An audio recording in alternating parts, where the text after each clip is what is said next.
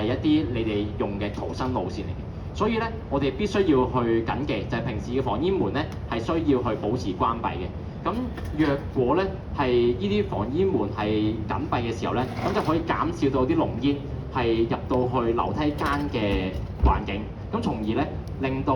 若果逃生嘅人士咧，佢哋都係可以咧係以最低濃煙影響嘅情況之下，咁樣去作出逃生。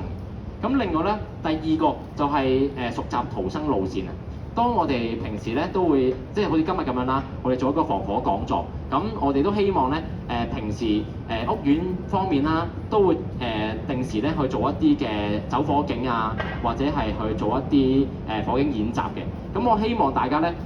都喺呢啲嘅防火講座或者係火警演習上面咧，都可以倍加留神，大家都防患於未然。咁因為我哋都唔希望任何一單呢啲嘅火警發生嘅。咁大家若果有呢啲咁樣嘅防火講座或者係火警演習機會咧，都希望大家咧去熟習翻嘅逃生路線。咁大家都知道，若果真係有呢啲嘅情況發生嘅話咧，都係點樣去逃生？知道若果喺個安全情況之下咧，係可以點樣去到一個安全嘅地方嘅。